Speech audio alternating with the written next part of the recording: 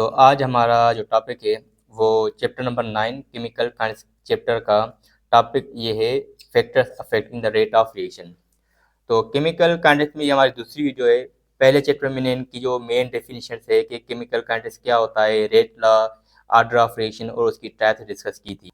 तो आज का हमारा टॉपिक है factors affecting the rate of reaction. तो रेट ऑफ रिएक्शन हमने पहले भी पढ़ा था कि रेट ऑफ रिएक्शन क्या होता है। तो rate of reaction simple rate हम कहते हैं स्पीड को, रेट हम कहते हैं स्पीड को। तो ये मैंने डिस्कस किया था कि जो रिएक्शन होते हैं, कुछ रिएक्शन स्लो होते हैं और कुछ रिएक्शन जो हैं वो फास्ट होते हैं। तो इसी को हम कहते हैं कि रेट ऑफ रिएक्शन, मतलब कि रिएक्शन जो है वो कुछ स्लो है कुछ फास्ट है। अब स्लो रिएक्शन मिसाल के तौर पर रस्टिंग ऑफ आयरन, लोहे पे जो जंग लगता है वो स्लो रिएक्शन है। अब फास्ट रिएक्शन मिसाल के तौर पर पेपर का जलना, पेपर को अगर मैं आग लगाऊं तो वो जल्दी जल जाएगा। तो पेपर का जलना is the fast reaction and rusting of iron is the slow reaction. अब ये फैक्टर्स हैं, मतलब nature of reactant, concentration of reactant, surface area, radiation और टेम्परेचर। ये जो फैक्टर्स हैं ये रेट ऑफ रिएक्शन, मतलब जो रिएक्शन की जो स्पीड है उस पर अफेक्ट करेंगे। यहाँ पर आपको बस एक बात नोट करनी है, अगर आप ये याद करें कि रेट ऑफ रिएक्शन जो है मतलब कुछ रिएक्शन फास्ट होते हैं कुछ स्लो होते हैं, तो ये इम्पेक्ट करेंगे कि रेट ऑफ रिएक्शन मतलब रिएक्शन की स्पीड को, कुछ स्लो हो जाएंगे कुछ फास्ट हो जाएंगे। तो मतलब ये फैक्टर्स हैं, ये हमें समझने हैं। तो वन बाय वन करके हम फैक्टर्स ये समझेंगे कि ये जो फैक्टर्स हैं रेट ऑफ रिएक्शन पे, रिएक्शन की स्पीड पे कैसे इम्पेक्ट करते हैं। और प्रीवियस जो IBS JST 2022 की टेस्ट थी इसमें से केमिकल काइनेटिक्स में से specially factors affecting the rate of reaction का एक सवाल आया था, वो भी आज हम डिस्कस करेंगे। तो पहला हमारे पास फैक्टर है नेचर ऑफ रिएक्टेंट। तो नेचर ऑफ रिएक्टेंट से क्या मुराद है, यहाँ पर वर्ड लिखा हुआ है नेचर, किसकी, रिएक्टेंट की। अब रिएक्टेंट की नेचर से क्या मुराद है, इसका मतलब कुछ जो रिएक्शंस होते हैं ना वो फास्ट रिएक्ट करते हैं और कुछ ऐसे रिएक्शंस होते हैं जो स्लो रिएक्शन करते हैं। मिसाल के तौर पर आयोनिक रिएक्शन, आयोनिक रिएक्शंस जो होते हैं वो फास्ट रिएक्शन करते हैं as compare to covalent, as compare to covalent, ये फास्ट है ना। तो आयोनिक रिएक्शन जो है वो फास्ट रिएक्शन करेंगे as compare to covalent reaction. अब रीजन क्या है, अब आपको पता है जो आयोनिक रिएक्शंस होते हैं ना उसमें आयंस होते हैं, मिसाल के तौर पर सोडियम और क्लोराइड, ठीक है, सोडियम के ऊपर पॉजिटिव, क्लोरीन के ऊपर नेगेटिव चार्ज। तो जो आयोनिक कंपाउंड होते हैं ना उनके ऊपर आयंस होते हैं, मतलब इलेक्ट्रोस्टैटिक अट्रैक्शन होती है, तो वो क्या होता है फ्री आयंस में कन्वर्ट हो जाते हैं, तो उनके ऊपर ना चार्जेस आ जाती है, तो फास्ट रिएक्शन करते हैं as compare to covalent. Covalent जो कंपाउंड होते हैं वो स्ट्रॉन्ग होते हैं, मिसाल के तौर पर शुगर। अब शुगर आपको पता है कोवलेंट कंपाउंड जो बनता है ना वो जो कंपाउंड है इलेक्ट्रॉन की म्यूचुअल शेयरिंग से बनता है। तो इलेक्ट्रॉन की म्यूचुअल शेयरिंग से बनता है तो वो जो बॉन्ड स्ट्रॉन्ग होता है, जब स्ट्रॉन्ग बॉन्ड होगा तो उसको तोड़ने के लिए एनर्जी ज्यादा चाहिए as compare to ionic. Ionic को आप इजीली तोड़ सकते हैं, इसको आप तोड़ोगे तो इसके लिए एनर्जी ज्यादा चाहिए। तो आयोनिक रिएक्शंस जो हैं वो फास्ट ये करते हैं एज कम्पेयर टू कोवलेंट। तो पहली पॉइंट हमेशा ये याद रखना कि देखो नेचर ऑफ रिएक्टेंट पे डिपेंड करता है। तो आप कहेंगे सर आयोनिक रिएक्शन जो है ना वो फास्ट ये करते हैं एज कम्पेयर टू कोवलेंट। अब मिसाल के तौर पर यहाँ पर मैं आपको कहूँ कि सोडियम जो है वो वाटर के साथ अगर रिएक्ट करे, और दूसरा मैं आपको कहूँ कि जो कैल्शियम है वो वाटर के साथ रिएक्ट करवाओ, तो दोनों में से कौन सा रिएक्शन फास्ट होगा कौन सा स्लो होगा। अब देखो आपको पता है जब सोडियम वाटर के साथ रिएक्शन करेगा तो वो होता है फास्ट, वो क्या होता है फास्ट। कैल्शियम अगर वाटर के साथ रिएक्शन करेगा तो वो होगा स्लो। तो आप कहेंगे सर सोडियम फास्ट रिएक्शन और कैल्शियम स्लो रिएक्शन, यहाँ पर हमें कुछ समझ ही नहीं आया। तो देखो बेटा, अगर मैं कहूँ ये मेरे पास पेन है, इसको तोड़ने के लिए एनर्जी आपको कम चाहिए। अगर मैं कहूँ मेरे पास अब 2 मार्कर है, इसको तोड़ने के लिए एनर्जी अब आपको ज़्यादा चाहिए, मतलब इसको तोड़ने के लिए एनर्जी आपको कम चाहिए, इन दोनों को तोड़ने के लिए एनर्जी अब डबल हो गई, ज़्यादा चाहिए। तो आपको पता है जो सोडियम होता है ना, सोडियम सोडियम 1A ग्रुप का होता है, हमने पीरियोडिक टेबल में पढ़ा था। कैल्शियम जो होता है कैल्शियम 2A ग्रुप का होता है।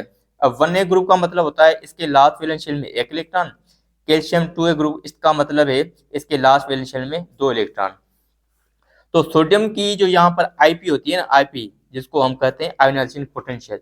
आयोनाइजेशन पोटेंशियल क्या होता है, सोडियम देखो 1A ग्रुप का होता है, उसके लास्ट वैलेंस शेल में 1 इलेक्ट्रॉन है, तो 1 इलेक्ट्रॉन को रिमूव करवाना इजी है as compare to 2 electron. Calcium के पास से 2 इलेक्ट्रॉन होते हैं, तो 2 इलेक्ट्रॉन को रिमूव करवाना उसके लास्ट वैलेंस शेल में से, उसके लिए आपको एनर्जी भी ज्यादा चाहिए। और सोडियम देखो एक इलेक्ट्रॉन है, तो एक इलेक्ट्रॉन को रिमूव करवाना from the last valence shell वो इजी है।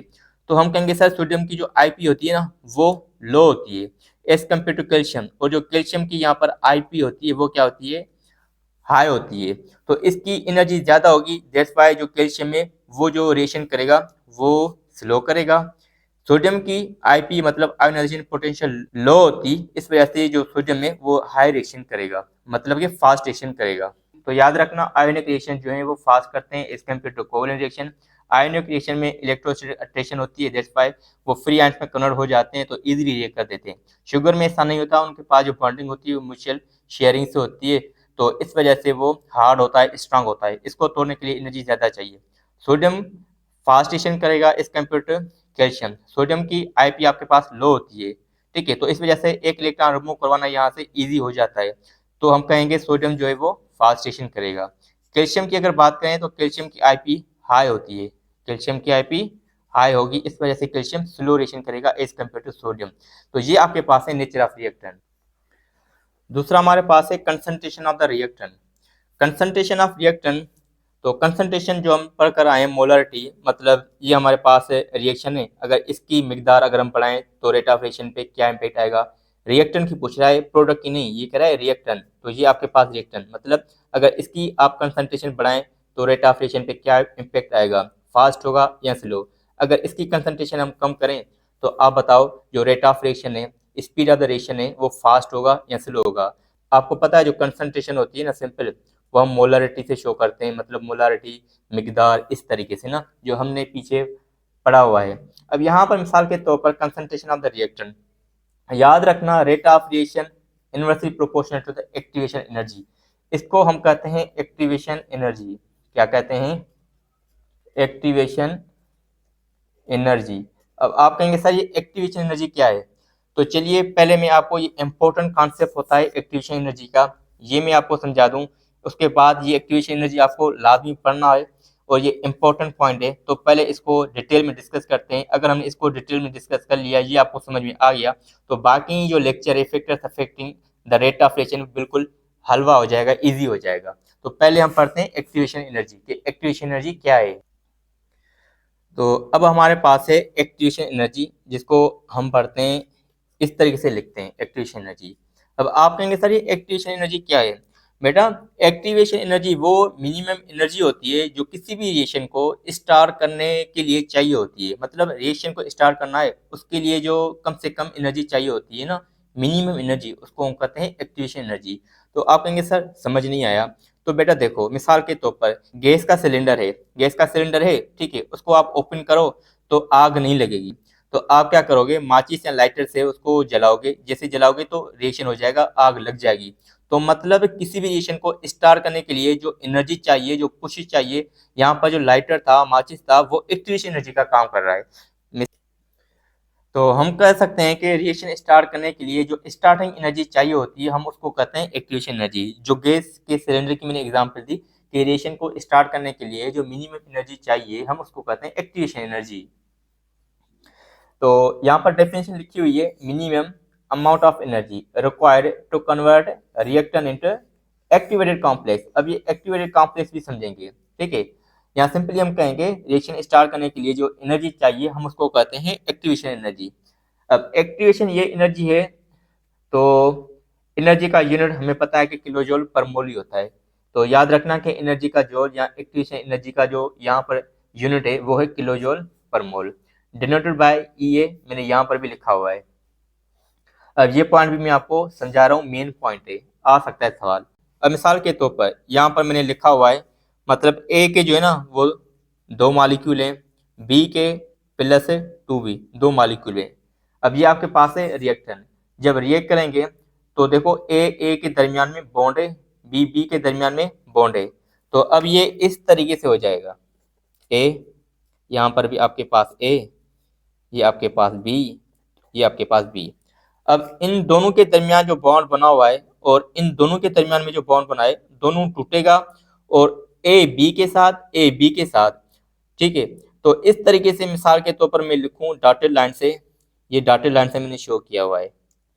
अब ये डॉटेड लाइन क्या शो कर रहा है, डॉटेड लाइन ये जो है ना वो ट्रांजिशन स्टेट को शो करता है। अब आप कहेंगे सर ये ट्रांजिशन स्टेट क्या है, तो मैंने आपको आयनिक बॉन्ड में भी पढ़ाया था, वहां पर बॉन्डिंग में। अब यहाँ पर ये सोलर लाइन, मतलब ये स्ट्रॉन्ग बॉन्ड होता है, बॉन्ड बना हुआ है दोनों के दरमियान। डॉटेड लाइन का मतलब होता है जिसको हम ट्रांजिशन स्टेट भी कहते हैं, इंटरमीडिएट स्टेट भी कहते हैं।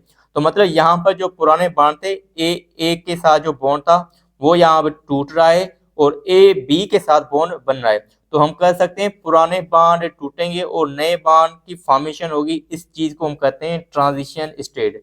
ट्रांजिशन स्टेट को हम इंटरमीडिएट स्टेट भी कहते हैं। उसमें क्या होता है, पुराने बॉन्ड टूटते हैं और नए बॉन्ड की फॉर्मेशन होती है, हम उसको कहते हैं ट्रांजिशन स्टेट। तो जो डॉटेड लाइन है वो क्या करती है, वो ट्रांजिशन स्टेट या इंटरमीडिएट स्टेट को शो करती है।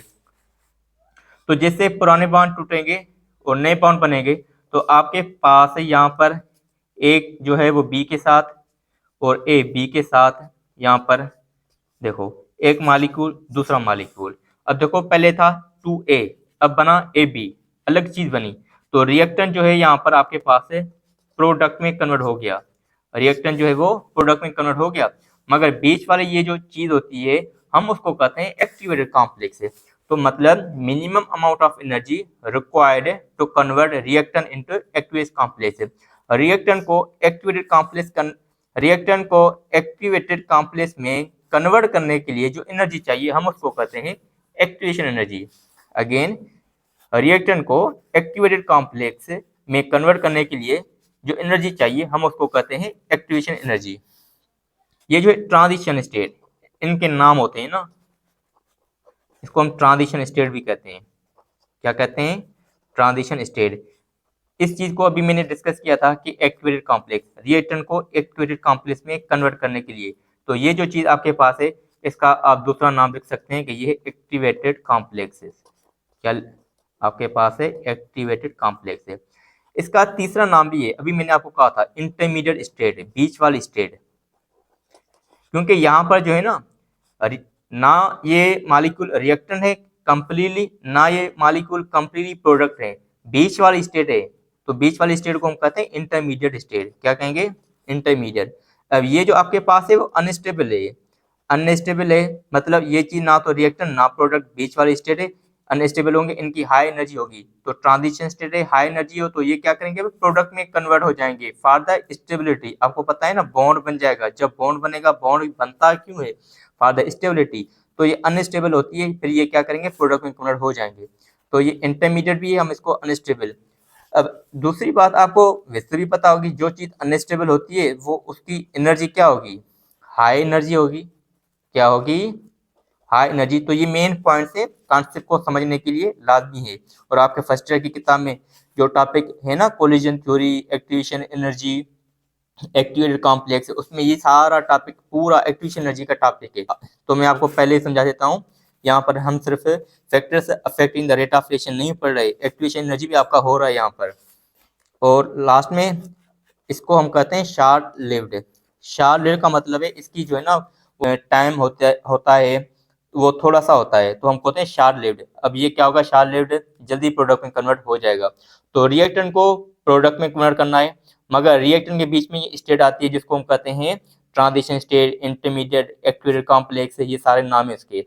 तो रिएक्टेंट को इस स्टेट में, एक्टिवेटेड कॉम्प्लेक्स में कन्वर्ट करने के लिए जो एनर्जी चाहिए हम उसको कहते हैं मिनिमम एनर्जी।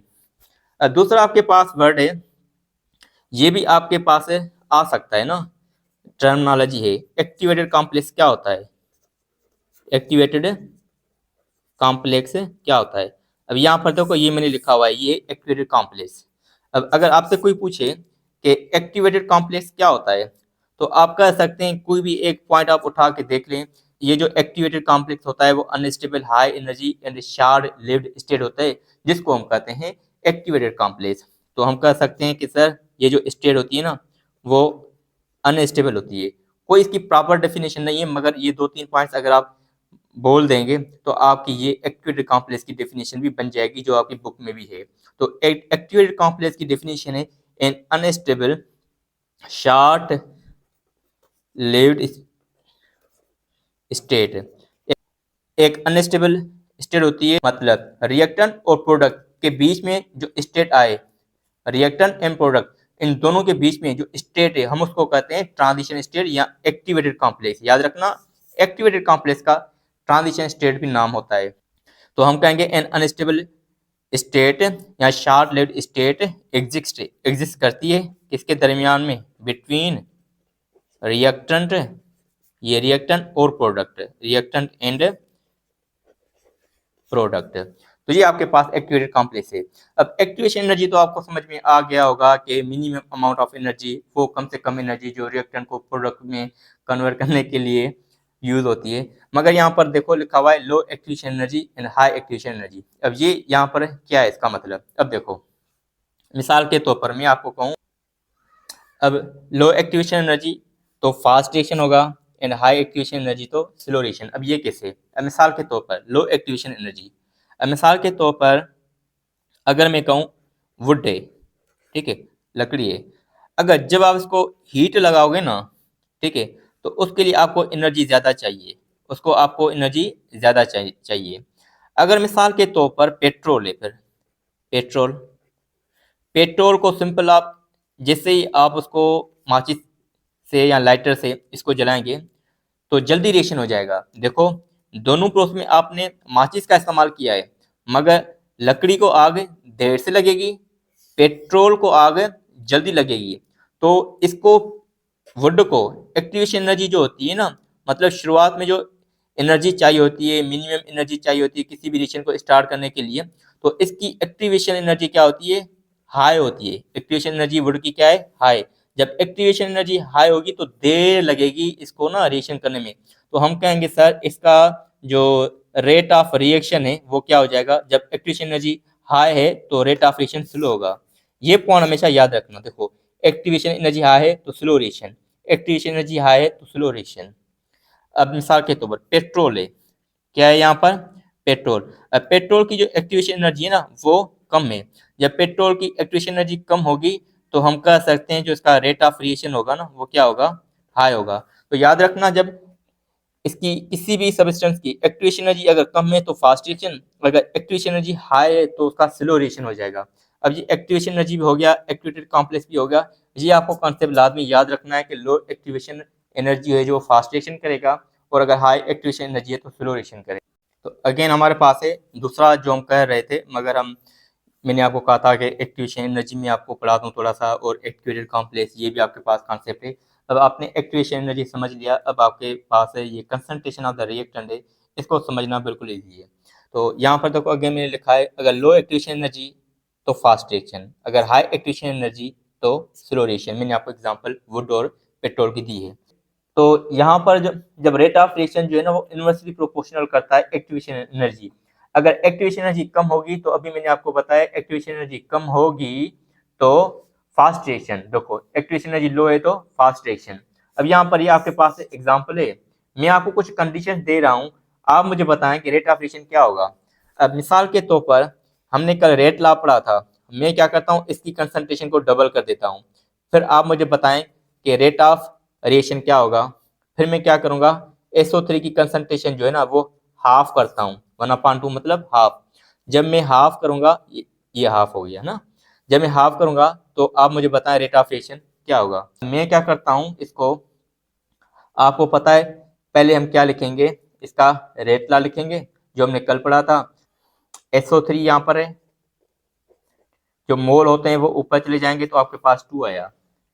अब हम क्या कर रहे हैं, मैंने कहा है कि इसको डबल कर दो, तो मैं इसको क्या कर रहा हूँ, सपोज कर रहा हूँ 1 था, 1 का डबल 2 हो गया। मैंने इसको क्या कर दिया, ये आपके पास 1 है वो ये वाला, इसको डबल कर दिया। जब डबल कर दिया फिर स्क्वायर भी यहाँ पर है, मैंने स्क्वायर भी कर दिया।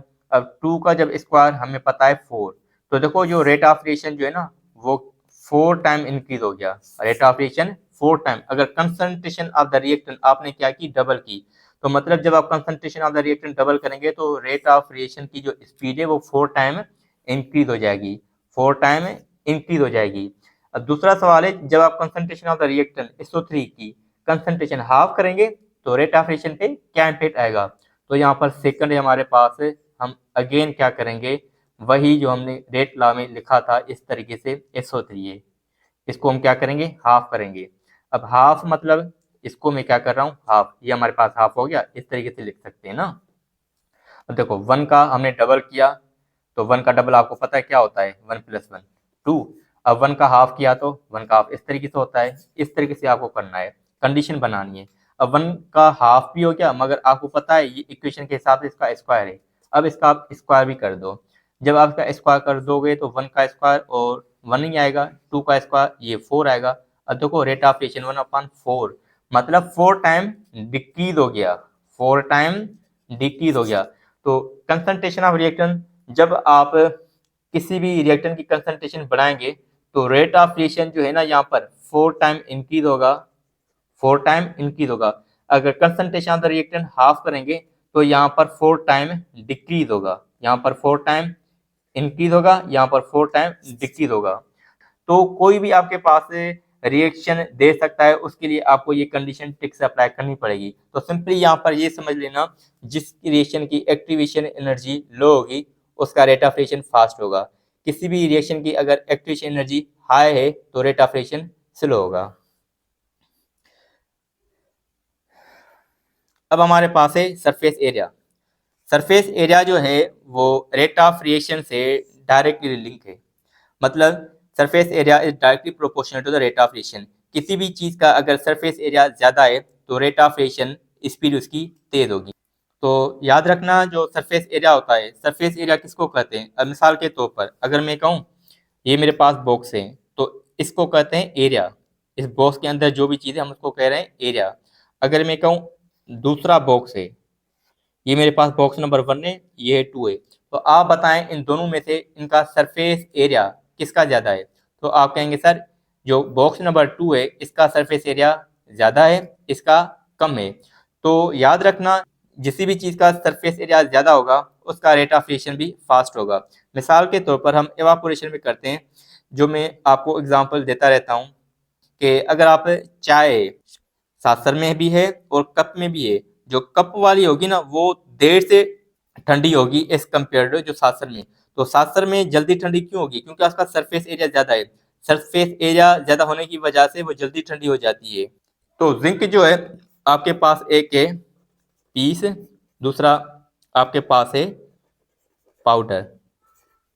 तो जिंक जो पाउडर होगा ना वो फास्ट रिएक्शन करेगा, क्या करेगा फास्ट है, मगर जिंक जो पीस की फॉर्म में होगा, टुकड़ों की सूरत में होगा, वो स्लो रिएक्शन करेगा। क्यों, जो पाउडर होगा वो फैला हुआ होगा तो कहीं से भी आके उनकी कोलिजन होगी, तो rate of reaction powder substance का जिसका सरफेस एरिया ज्यादा होगा ना उनका रेट ऑफ रिएक्शन फास्ट होगा। तो आप कहेंगे सर कोई भी चीज अगर पाउडर फॉर्म में है तो पाउडर फॉर्म में होता क्या है, उसका सरफेस एरिया ज्यादा होता है, फैला हुआ होता है, तो जिसका सरफेस एरिया ज़्यादा होगा उसका रेट ऑफ रिएक्शन भी फास्ट होगा, जिसका सरफेस एरिया कम होगा तो रेट ऑफ रिएक्शन भी स्लो होगा।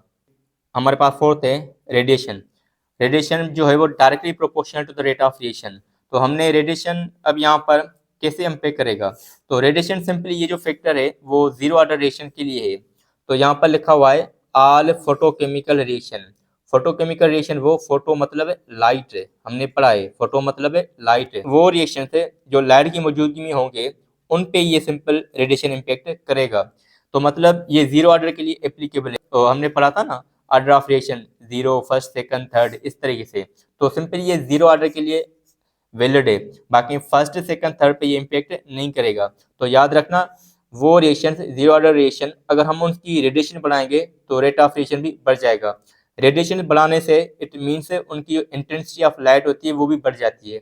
जो इंटेंसिटी ऑफ लाइट बढ़ जाएगी तो रेट ऑफ रिएक्शन भी फास्ट हो जाएगा। मैंने आपको एग्जांपल ये वाला दिया था हाइड्रोजन और क्लोरीन, ये क्या बनाएगा HCl। यहाँ पर लिखा हुआ है म्यू, मतलब जो लाइट की मौजूदगी में रिएक्शन हो उसको हम कहेंगे फोटोकेमिकल रिएक्शन या जीरो ऑर्डर रिएक्शन, ये हमने पढ़ा हुआ है।